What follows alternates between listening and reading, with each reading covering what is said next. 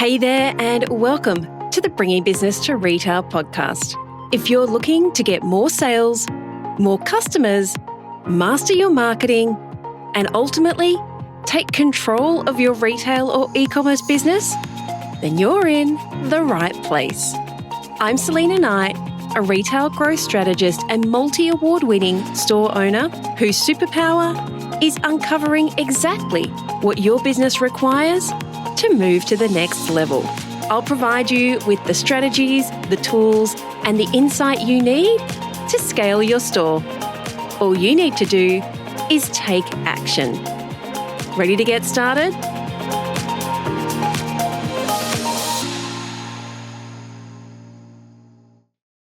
How would you feel if you knew that you had everything that you need to make this your most successful holiday period ever?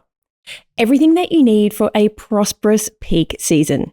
Well, grab your notebook and pen because that is exactly what I'm going to share with you on today's episode. Today's episode continues my series about how to leverage Q4, whether it is leveraging email, leveraging yourself as a leader, creating offers that your customers want to buy, and how to make sure that your promotions don't end up flopping. Now, this is really important because for many of you, up to 3/4 of your annual revenue will come in between that mid-September to mid-January period. So let's just put that into perspective.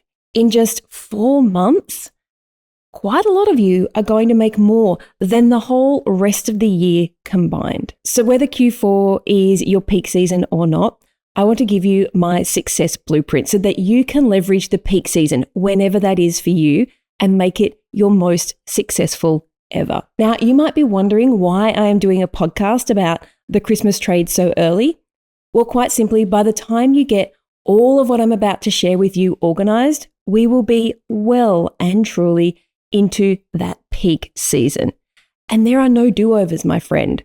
So in order for you to maximize your revenue, which is really important right now because times are tough, customers are very discerning about where they're spending their money, I'm going to walk you through my complete blueprint, which covers the 3 key areas in your business: trade, team, and tech.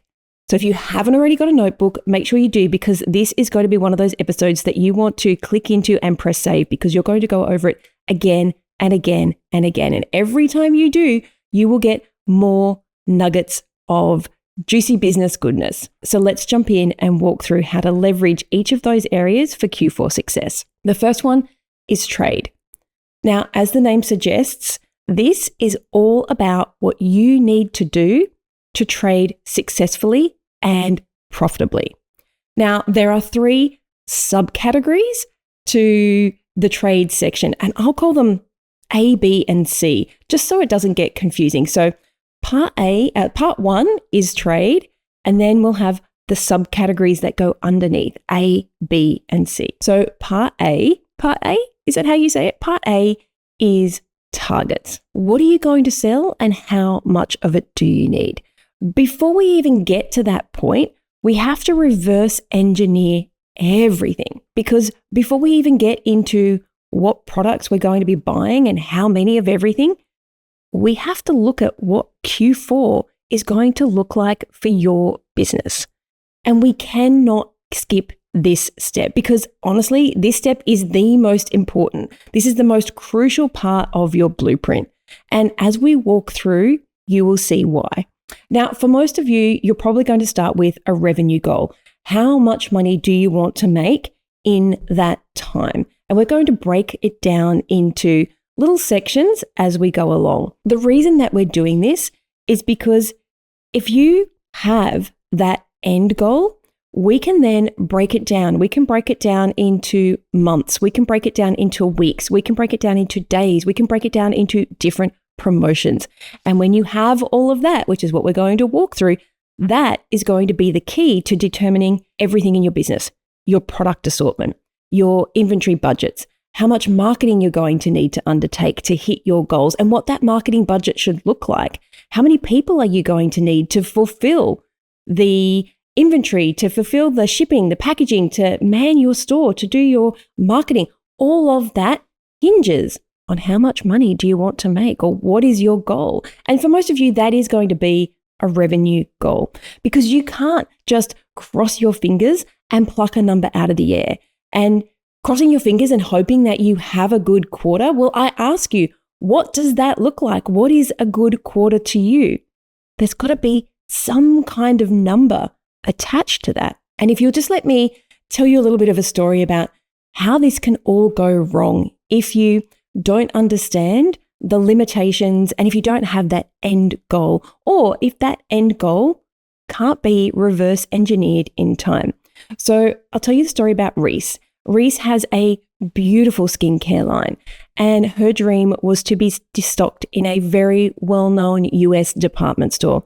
She has put years into all of the work creating the perfect formula. The branding is beautiful. The packaging is spot on. And as we worked through, I was so supportive of this goal. I thought it would be fantastic if she got into this store. But then I asked her a key question, which was, if she was successful, could she meet the MOQ, the minimum order quantities for this retailer? Because I knew that in Q4, that number was around 10,000 units. And I also knew that that was not attainable for Reese. And when I asked her that question, she said no. So as you can imagine, when you are working with a potential stockist, they need to know that you can fulfill their demand. They don't want to be losing money because you can't manufacture or you can't deliver the product quick enough. They're going to be spending money on promotions. They're going to have merchandising in their stores. And if you don't have the product, they will lose money. And quite often they will penalize you if that happens. So whilst Reese's goals were great, and I was so supportive of them, the simple fact was she didn't have the trade, the tech, or the team, or the finances to be able to hit those targets. So they were completely unrealistic given the time frame that she had and her finances.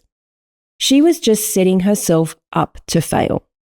So learn from Reese's mistakes. Set yourself up for success, not failure. But does this mean that I think you should do away with big goals? No. Inside of our 5X framework and inside of Scale Your Store, we make a very concerted effort to have goals and stretch goals. Because when you have that big goal, you know what ends up happening? You nearly always surpass the regular old goal. And if you don't have that stretch goal, if you don't have that big goal, it actually makes you think a lot smaller. And so what I want to do through this blueprint is give you the steps so that you're not caught out like Reese. So the great thing is Reese was able to get ready for the next year. When she had all the data, she was able to reverse engineer when she would need her branding done by, when she would need her packaging imported by. She was able to negotiate rates with her suppliers. We're going to get onto all of that and how it works for you. It doesn't matter if you make your own product or not. Once you have forecasted your revenue, let's jump into what's next. So trade is broken down into those 3 subcategories. We've already gone over part A, which was having a target. The next part, quite obviously, is your inventory. So what is that going to look like for your business? You're going to reverse engineer how much inventory you need to hit the targets that you've put in place for those different promotions, for different weeks, for different months. And one of the simplest ways that you can do that is by looking at your stock in terms of their grade. So most POS systems and websites will actually grade your stock. There's a thing called ABC analysis.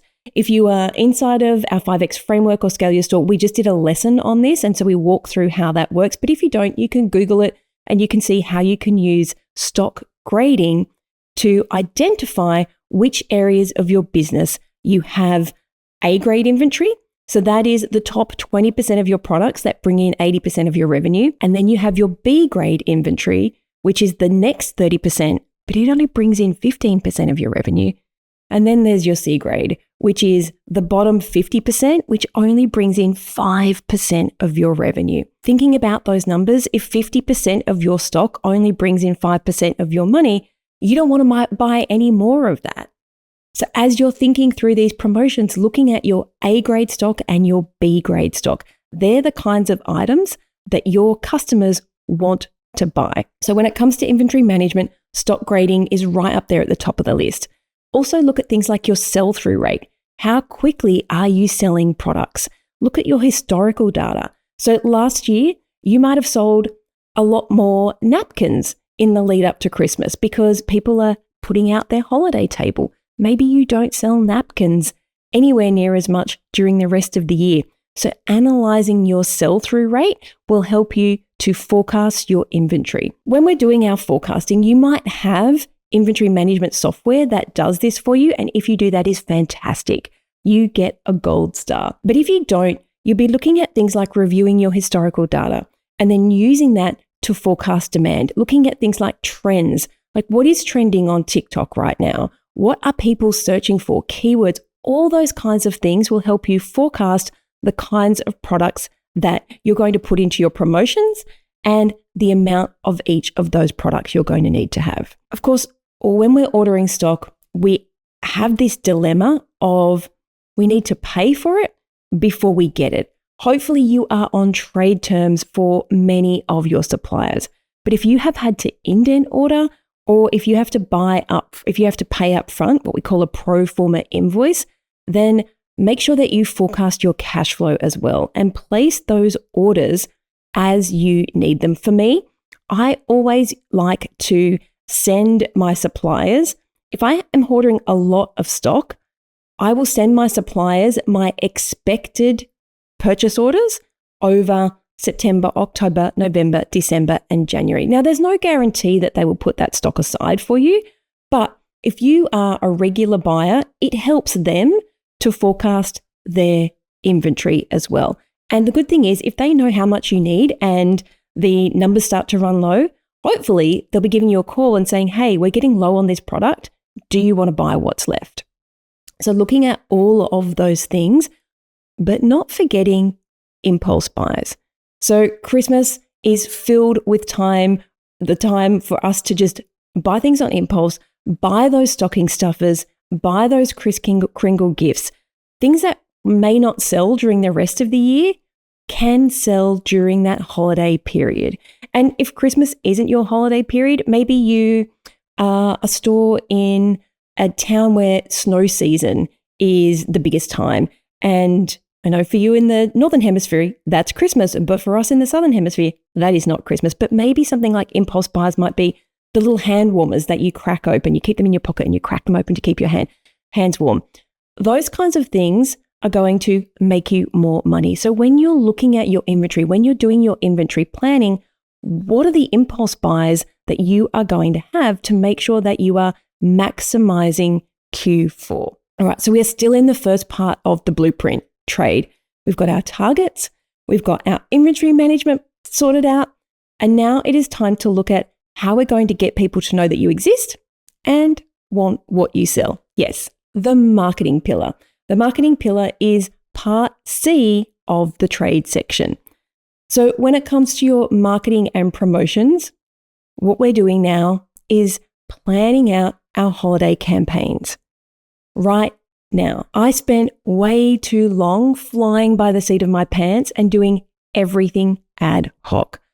We were a really deadline-driven company, but the problem I had was that deadline, everything was left until the last minute. And when everything is left until the last minute, I can guarantee you don't get the best results. Everyone is stressed out. It's probably going to cost you money. In fact, I will guarantee it will cost you money in the long run, either because you are not maximizing a promotion, or you run out of inventory, or you forget to run the ads, or you maybe just send one email. When you are running to a deadline that tight and leaving everything to the last minute, you lose money. Plus, you stress everyone out. And if you are working with outside agencies, maybe you've got a social media agency, maybe you've got a paid ads agency, they're going to be wanting this information. What are the promotions that you're going to be running and when? They're going to want that information in the next couple of weeks so that they can plan, so that they can do their job. They can analyze keywords. They can analyze trends. They can help you reverse engineer a marketing budget. And so you can see how important reverse engineering is. How much are we going to make? Breaking that all down. So once we have those promotions in place, I would love you to prepare your email marketing strategy. Honestly, emails take time. If you work with our promo run sheet, then I think there are about 17 emails that go out for something as simple as a product launch or a simple sale. So when you think about if you're running 10 promotions in that time and each one of those is 17 emails, that's 170 emails that need to be written, my friend. That is a lot. You do not want to be leaving this to the last minute. If you can map it out now, you can start getting those emails sorted. Now, the next thing, speaking of maybe you're doing email marketing in-house, maybe you're working with an agency, but I mentioned agencies before, and this is the perfect time to take your plan to them and work with your media buyers to map out your marketing strategy. Now, if you are not familiar with the term full funnel, let me give you the really, really quick breakdown, the 10-second breakdown. There is top of funnel, people who don't even know that you exist. There is middle of funnel. That is people who have an idea of who you are, they're waiting to buy. And then there is bottom of funnel. Those are the people who are converting. Now, most people will run what we call bottom of funnel ads. They're conversion ads. I like to call them buy my stuff ads. So you're putting a product out there and you are hoping that someone buys. But in this time, you have a runway. And we'll talk about that. But you have a runway to be leveraging top of funnel, just putting your stuff out there. And that stuff is way cheaper than a conversion ad. Then you have your middle of funnel. So your marketing agency, your paid ads agency needs to work backwards themselves. If you can give them this data, they can map all that out and they can help you build out a budget, because you do not want to be spending money just on conversion ads, because all that is going to do is cost you a fortune. So using those different stages of the funnel will keep your budget down and maximize your conversions. So with that said, it doesn't matter who's doing your ads, but you will need to have your copy and your creatives ready to go. Now, that might mean that you have a promotion planned for November, but the stock hasn't arrived yet. So speak to your suppliers and work out, when are you going to have access to images? When are you going to have access to product descriptions? Because you need all of this information to put into your promotional strategy. And if you have a retail store, if you have a physical store, what kind of events are you going to be running? Events take time. Maybe you'll be doing a collaboration with influencers. All of these things, for you to maximize the amount of money that you get, your return on investment, you need to put the time and effort into them, which is why you need to be starting your holiday promotions now. If you want Q4 to make you that kind of money that you have put down in your big goal, you need to start now. Just quickly as an aside, if you do have a physical store, some of the things that I have been caught out with in the past is not rearranging my store to cater for the holidays. And so that means things like holiday displays. What are you going to put as people walk in? And it might mean you need to move tables, you need to move racks, you need to change out the way your window gets hung, for example. So think about that stuff now and plan for traffic flow. So there's a pretty good chance that you are, well, hopefully, fingers crossed, you are going to have longer queues because more people are coming in because you are getting your products out there. So longer queues mean people are going to be waiting. Do you need to have a longer set of POS upsells, a longer set of tables, for example, with those impulse buys? Big businesses do this well. If you go into any fashion store, I know here and in America, places like, Cotton On and Macy's, it's like going to IKEA when you get to the cash register. But every single step you take, there is something for you to buy in that really low price point. So think about that as you are planning out this promotion. So that is the trade section. We are 1/3 of the way through this blueprint. Stick with me, I promise. Grab a drink, grab your notebook, make sure you are copiously taking notes, because trade, we covered off marketing. And before that, we covered off your inventory management. And then we started off with targets. It all starts with the targets. Let's realign ourselves for part 2. Now, part 2 is team. You can't do this alone. I'm sorry, but superheroes only are in comic books. Whether you are outsourcing to agencies, which we've talked about, or maybe you're using 3PL, or you have contractors who come in and work for you, or even if your team are all in-house, you will need more resources to make the peak period as successful as possible. So let's look at that first area in the team section, which I'm not starting with necessarily people, which is probably where you thought I was going to be. I'm going to start with fulfillment. So moving into the peak time, bricks and mortar stores, you're going to be posting out orders. Pure play e-com, you're going to be posting out orders. Now is the perfect time for you to go and negotiate rates with your carriers because you're going to see an upswing in orders in your peak time. So use this opportunity, use that forecasting that you've done, use this time to negotiate. And if you are using something like 3PL, use this time to give them your potential forecast so that they know how many people they need to have on. I mean, everybody's going to hire more people for Christmas, but if you know that you go from 10,000 orders a month to 50 over Black Friday, make sure you tell them. And when it comes to fulfillment, know cutoff times. Know the cutoff times for when the last parcels need to be sent in order to get where they're going, whether it is international or domestic. Know the cutoff times that your 3PL has for products to arrive in the warehouse. All of these need to be diarized into your plan and make sure you communicate them. Make sure you communicate them to whoever is doing your product buying. Make sure you communicate it to your team who are fulfilling these orders. Make sure you tell your e-com team to put banners on the website. Because if you aren't telling people, trust me, I'm the kind of person who buys at the last minute. And by the last minute, I mean, in December. And so if you don't offer express post shipping, I will just go to somebody else who does.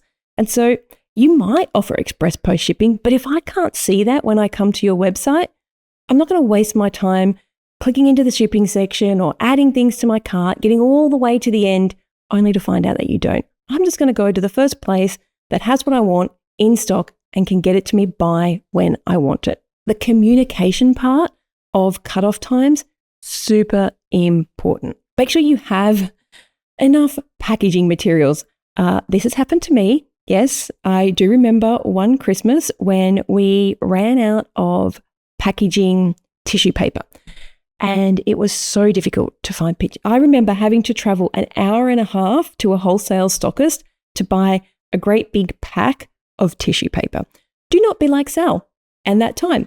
Make sure you have all of the packaging materials that you need and have a process in place for your team to process orders. Now, if you're using 3PL, they're going to tell you what those cutoffs are and what the KPIs are. But if you have an in-house team who are packing, I like to have a process and I like to put KPIs in place. I want every package to be picked within 2 hours. I want every parcel shipped out within 24 or 48 hours. And parcels get packed like this. Processes are just going to make your life so much easier. So speaking of people, let's come back to people because you will need people. Thinking about this plan that you're going to have mapped out and reverse engineering, who are you going to need? Who are those extra people? Who are those seasonal staff that you have to bring in? And how long does it take you to train them? Do you need to go and build out some training manuals so that everybody's on the same page? And then reverse engineer that to when do you need to put the job ads out and when do you need to hire? Now, personally, for things like seasonal staff, in fact, for all jobs, I like to do group interviews. So map this out. Are you going to be doing a group interview and then group training? And if you're watching the video, Sal says yes.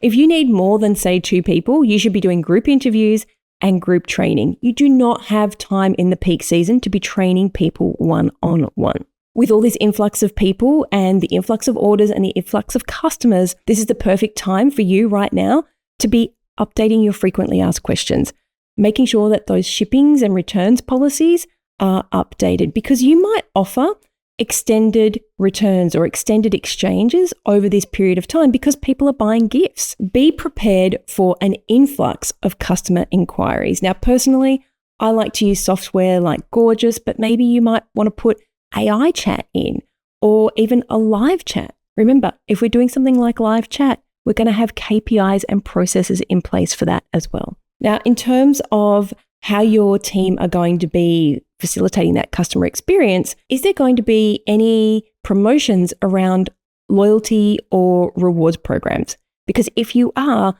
you'll need to plan that into your promotion, but make sure that your team are communicating this. But you're probably also going to be needing to get printing done or, posters or flyers, all those kinds of things. And you can see now why I'm giving you this information because so far ahead of time, because for you to make the most amount of money, you will need to put in the effort. And every single promotion that you're going to run is going to require planning. It's going to need to perform for you. Through all of this, if I cannot say 3 letters enough through every single one of these episodes, please have clear KPIs. If it's an apostrophe S, is that still 3 letters? I feel like it is. So please have clear KPIs for when your stock needs to be uploaded by the website.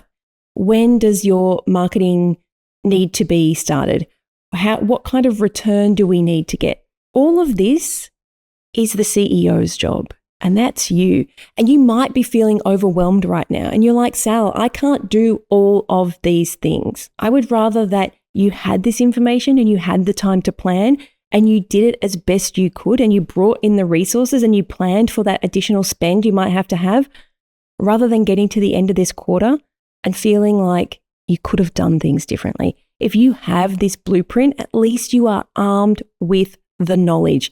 And if you have the clarity, and the clarity all comes from even just knowing that this needs to be done. But if you are clear in where you are heading, it will mean that you are confident in the decisions that you make. Clarity gives you confidence. And when you are confident in the decisions that you are making, you will be in control of your business. Because if you feel like your business is controlling you, quite often, it all goes back in a big circle to clarity.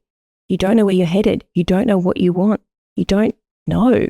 Clarity gives you confidence, which puts you back in control. All right. So far we have covered the targets, the inventory, the marketing promotions inside of trade and in team. We have made sure that we can fulfill our orders both in-house and outsourced, and that we have the people that we need to be primed and ready to make sure that everything is fulfilled and everything that we forecasted can come to fruition. That was a lot of F's in that sentence. All right. The next and third and final part of my success blueprint. So we had trade, we had team, now we have technology. Technology. I was not having a good technology day yesterday. The batteries in my microphone ran out. I forgot to press record on one of the videos that I did, and I spent 20 minutes recording a podcast only to find there was no video. Yesterday was not my day. Technology can make our life so much easier, but it can also feel like a huge struggle to keep up when it goes wrong. I felt like yesterday I just had to write the whole day off.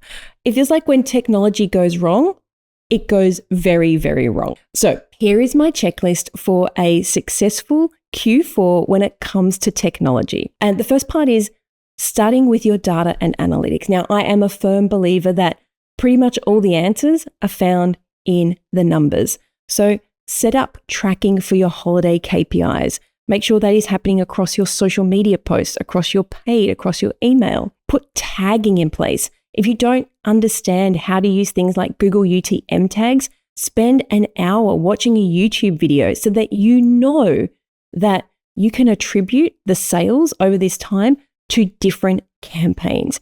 You want to know if your traffic is coming from TikTok. You want to know if your traffic is coming from a particular Google ad, because the more we know, the more we can replicate as we move forward, and we do more of what works and less of what doesn't. Put your website through a stress test. I can't tell you how many times I have seen people complaining that this quite often happens in Black Friday, people complaining that they tried to order and the website just went down. It seems like this happens a lot for concert tickets. Have you ever had this problem? I know I certainly have. I have gone to buy concert tickets and you just get the spinning wheel of death. If you're doing all of these things that we're talking about, there's a really good chance that you are going to have a huge influx of traffic to your website. So make sure it works. Make sure it is optimized for mobile. Make sure that all your pictures are optimized for fast loading times. Make sure you're looking at things like your bounce rate on a regular basis to make sure people are going to the right places. I like to, especially for my website, and this is something people don't talk about a lot, but making sure that people can opt in for a gift receipt. Now, gift receipts will show you that it was purchased, but it doesn't have the price. Now, that is one of my most favorite things. I want to be able to know that if something goes wrong or, the color is not right or the size isn't right, that the recipient, the person I put all this effort into to buy the perfect product, can swap it out if they need to. So if you don't have things like gift receipts or wish lists or registries or back in stock notifications, now is the time to think about that customer experience and put those things in place in your website so that you have them for Q4. Lastly, again, something that people don't think about quite often, if you have a retail store, looking at your POS and how are you going to do things like bulk uploads, because you're going to be getting a lot of stock in and you want that product inside of your POS as early as possible. I was going to say the minute it hits the shelves, but actually if you can have it in your POS before it hits the shelves, you can pre-sell it. So you might need to be using things like purchase orders so that your team and you can see when stock is supposed to arrive and how much of that stock is supposed to arrive. How are you going to do things like bulk uploads and bulk pricing changes as we go into these promotion campaigns? You don't want somebody sitting there clicking 400 different products and changing the prices. Have a process in place so that whoever is managing this can get it done on time. Now, I don't know about you, but that was a lot. It took me a lot of time to sit down and work through all of those things and put them down on paper. So we've covered a lot of ground for my Q4 Success Blueprint. We focused on trade, we focused on team, and we focused on technology. So what I probably would like to do now, because it is a little bit overwhelming, is maybe just wrap this all up with a bit of a TLDR. Too long, didn't read. So if you're skipping to the end, here is my TLDR. Do not wait until September to begin your Q4 planning. The time to act is right now. As soon as you finish listening to this podcast, start off by setting clear targets. Define your revenue goals and work backwards to determine what you need in terms of inventory, in terms of marketing, in terms of resources and fulfillment. Look at your inventory, grade your stock, analyze the historical data, put those orders in early and forecast those orders to make sure that you are not missing out on inventory. Plan your marketing, outline your holiday campaigns, prepare your email marketing strategy, collaborate with your media buyers on a full funnel approach and a budget, and prepare your team. Hire and train your seasonal staff, update your policies, ensure everyone is aligned with those Q4 goals and KPIs, and then optimize your tech. Stress test your website, put the proper tracking in place, and make sure that your systems can handle the increased traffic and sales. And then putting all this together and creating a timeline. Map out the key dates and deadlines for each aspect of your Q4 strategy. Last, but definitely not least, please stay flexible, because even though we can plan everything out to the nth degree, things happen. There are changes in the market. Some random product goes viral on TikTok. Be prepared. Facebook or Instagram goes down, or your email server decides to blacklist you and you can't get those emails out. Be flexible. Know that there will be changes and there will be challenges. You just need to know that you have your plan and you are monitoring everything so that you can adapt when necessary. Remember, a successful Q4 doesn't happen by chance. It's the result of careful planning and strategic decision-making and proactive execution. And by following my blueprint and taking action right now, you are setting yourself up for the most profitable holiday season yet. Don't let this just be another podcast that you listen to and think, yeah, that's good. Good advice there, Sal. Save this episode. Take your calendar out right now. Block off some time this week to start working on your Q4 strategy. You, my friend, are not going to get this done in a day. This is weeks worth of work. You need to collaborate with other people. Trust me, if you do this, your future self and your bank account and your customers will thank you. And when you are celebrating a record-breaking sales quarter in January, feel free to send me a DM and let me know that this blueprint was the thing that got you there. Alrighty, thank you so much for tuning in, and here's to your cue for success. So that's a wrap. I'd love to hear what insight you've gotten from this episode and how you're going to put it into action. If you're a social kind of person, follow me at TheSelenaKnight and make sure to leave a comment and let me know. And if this episode made you think a little bit differently, or gave you some inspiration, or perhaps gave you the kick that you needed to take action, then please take a couple of minutes to leave me a review on your platform of choice. Because the more reviews the show gets, the more independent retail and e-commerce stores just like yours that we can help to scale. And when that happens, it's a win for you, a win for your community, and a win for your customers. I'll see you on the next episode.